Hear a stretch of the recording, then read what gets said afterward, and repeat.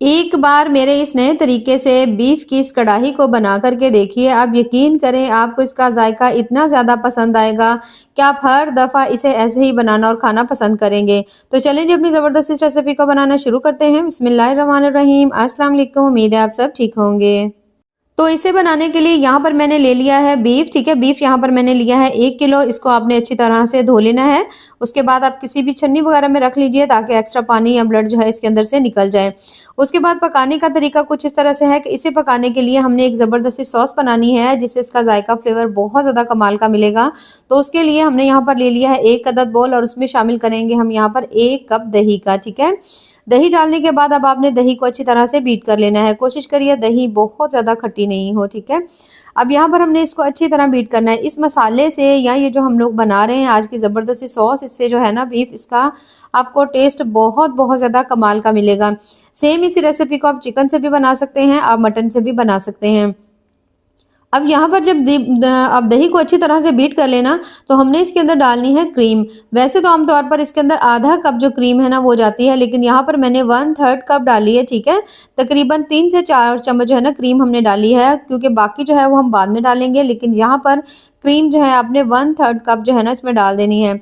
अब क्रीम और दही दोनों को आपने बीट कर लेना है अच्छी तरह से। जब आप दोनों को अच्छी तरह से बीट कर लेंगे तो फिर हमने इसके अंदर डालने हैं कुछ स्पाइसेस। तो सबसे पहले मैं इसमें डालने लगी हूँ नमक। नमक जो है यहाँ पर तकरीबन मैं 1 चम्मच डाल रही हूँ, क्योंकि हमारे पास जो गोश्त है वो भी तकरीबन 1 किलो ही है। हल्दी डालेंगे, बहुत कम हल्दी डालनी है, ज़्यादा आपने इसमें हल्दी नहीं डालनी। उसके बाद लाल जो दरदरी की हुई मिर्च होती है ना वो हम इसके अंदर डाल देंगे। इन सभी चीज़ों को शामिल करने के बाद बिल्कुल हल्की सी काली मिर्च इसमें डालेंगे। उसके बाद हम इसके अंदर जो अगली चीज़ शामिल कर रहे हैं वो है बिल्कुल थोड़ा सा, तकरीबन 1 चम्मच का तीसरा हिस्सा समझ लीजिए गरम मसाला है, और इतना सही हम इसके अंदर डाल देंगे धनिया पाउडर। इन सभी बेसिक से मसालों को डालने के बाद सब्ज़ धनिया इसके अंदर शामिल कर देंगे। सब्ज़ धनिया डाल करके अब आपने दोबारा से इसको मिक्स कर लेना है अच्छी तरह से। जब आप इन सभी चीज़ों को अच्छी तरह मिक्स कर रहे होंगे तो दही चूँकि बहुत ज़्यादा मेरे पास गाढ़ा था, अगर पतला हो तो फिर आपको इसके अंदर पानी डालने की ज़रूरत नहीं है।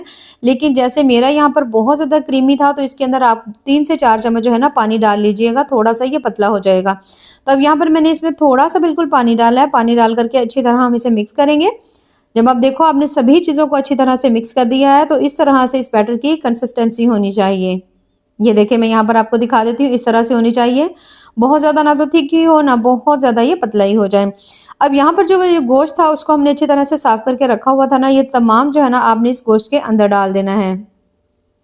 अब तमाम ये जो ज़बरदस्ती मैरिनेशन से हमने बनाई से इस गोश्त के ऊपर डाल देंगे। डालने के बाद अब आपने इसको अच्छी तरह से इसके अंदर मिक्स कर लेना है।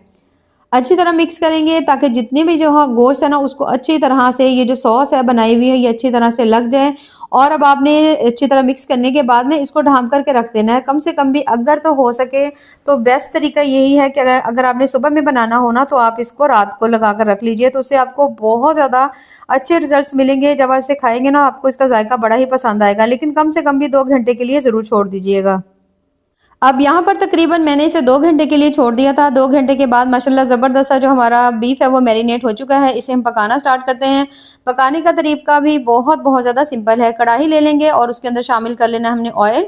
उसे शामिल करने के साथ ही यहाँ पर तकरीबन हमारे पास 2 अदद मीडियम साइज़ के प्याज थे। इसे हमने बिल्कुल बारीक इस तरह से काट करके इसके अंदर डाल दिया है। डालने के बाद मीडियम टू हाई फ्लेम के ऊपर अब आपने प्याज को हल्का सॉफ्ट होने तक पका लेना है। याद रखिए प्याज का कलर ब्राउन नहीं करना, बस हल्का सा आपने प्याज को सॉफ्ट कर लेना है। जैसे ही प्याज थोड़ा सा सॉफ्ट हो जाएगा तो फिर हम इसके अंदर मैरिनेट किया हुआ जो हमारे पास बीफ पड़ा हुआ था ना वो हम इसके अंदर डालेंगे। अब यहाँ पर आप देख सकते हो प्याज थोड़ा सा सॉफ्ट हो चुका है। अब जो गोश्त हमने रखा था वो तमाम हम इसके अंदर डाल देंगे।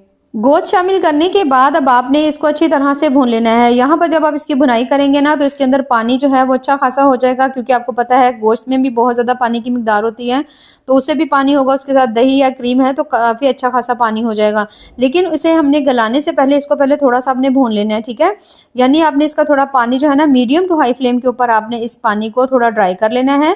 जैसे ही पानी ड्राई हो जाएगा आपने गोश्त को थोड़ी देर के लिए भूनना है, जिससे इसकी जो मखसूस स्मेल होती है ना वो बिल्कुल इसके अंदर से ख़त्म हो जाएगी और बड़ा ही मज़े का आपको इसका टेस्ट मिलेगा।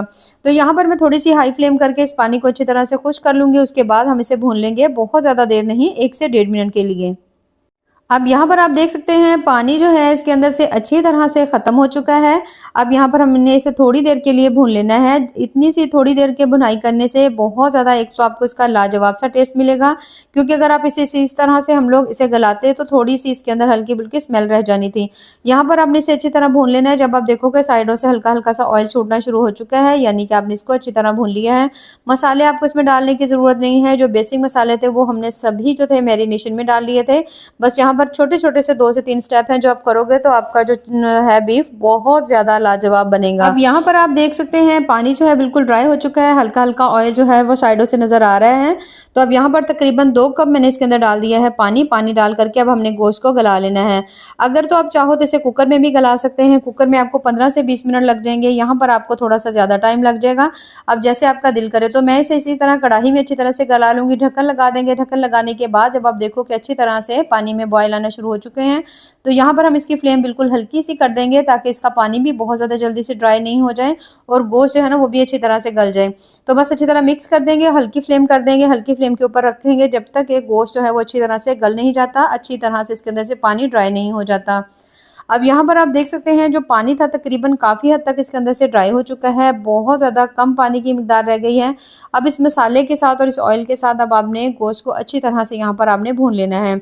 अच्छी तरह भुनाई करेंगे और आपने यहाँ पर फ्लेम बहुत ज़्यादा आपने हाई नहीं रखनी, ठीक है, दरमियानी फ्लेम रखेंगे। जैसे ही आप इसकी भुनाई कर रहे होंगे, अब हम इसके अंदर जो अगली चीज़ शामिल करेंगे वो है 1 चम्मच फ्रेश कुटा हुआ अदरक लहसुन का पेस्ट हम इसमें डालेंगे। हमने स्टार्ट में इसीलिए नहीं डाला था क्योंकि हमने इसे इस वक्त डालना था। थोड़ी सी हमने इसमें सब्ज़ मिर्चें डाल दी हैं, 1 अदद मीडियम साइज़ का मैंने इसके अंदर डाल दिया है टमाटर। सभी चीज़ों को डाल करके दोबारा से हम इसे अच्छी तरह भुनाई करेंगे जब तक इसके अंदर से भुने हुए अदरक लहसुन की खुशबू नहीं आती। इस रेसिपी में जो अदरक लहसुन है ना आपने इसी स्टेज पर डालना है, इससे आपको उसका जायका फ्लेवर बहुत बहुत ज़्यादा अच्छा सा मिलेगा। अब यहाँ पर इन सभी बेसिक सी चीज़ों को डाल करके हमने इसे अच्छी तरह भून लेना है। जब आप देखो कि आपने इसकी अच्छी तरह भुनाई कर ली है तो हमने इसके अंदर डालनी है थोड़ी सी सफ़ेद मिर्च होती है, वो मैंने इसमें डाल दी है। अगर आप चाहें तो थोड़ी सी काली मिर्च भी डाल सकते हैं, थोड़ा सा धनिया पाउडर डाल देंगे, थोड़ा सा गरम मसाला डाल देंगे, फिर से अच्छी तरह से इसे भून लेंगे। और बहुत ज़्यादा जब आप इसकी अच्छी तरह भुनाई कर लेंगे, कम से कम भी मीडियम टू हाई फ्लेम के ऊपर 3 से 4 मिनट आप इसे जब अच्छी तरह भून लेंगे, तो फिर इसके अंदर जो है ना अगर आप चाहें तो इसकी हल्की-फुल्की ग्रेवी बनाना चाहते हैं तो आप थोड़ा-सा इसके अंदर पानी जो है ना उसे भी ऐड कर सकते हैं। नहीं तो यहाँ पर मैं इसके अंदर शामिल करने लगी हूँ काजू। काजू जो थे मेरे पास 8 से 10 थे और इसको मैंने इसी तरह से बिल्कुल बारीक सा पीस लिया था। इन्हें भी डाल देंगे, इससे भी आपको टेस्ट इसका बहुत ज़्यादा मज़े का मिलेगा, बिल्कुल सेम वैसे ही जैसे आप किसी भी बड़े रेस्टोरेंट या होटल से खाकर आते हैं और हम अक्सर कहते हैं कि पता नहीं उन्होंने ऐसा इसमें क्या डाला था। अच्छा, उसके बाद अब हमने जब आपने काजू डाल करके थोड़ा-सा भून लेना, तो मैं इसमें बहुत थोड़ा-सा पानी डाल रही हूँ, तकरीबन आधा कप। उसे डाल करके अच्छी तरह मिक्स कर देंगे। जब आप इसे अच्छी तरह मिक्स कर लेंगे ना, तो फिर हमने इसके अंदर डालनी है थोड़ी-सी सब्ज़ मिर्चें डाल देंगे। 2 से 3 चम्मच हमने यहाँ पे क्रीम डाल देनी है, ठीक है? हमने स्टार्ट में मैंने आपसे आधा कप क्रीम कही थी ना, तो थोड़ी-सी 1/3 कप हमने उस वक़्त डाल दी थी। बाकी थोड़ी-सी जो है ना आपने इस वक़्त डाल देनी है।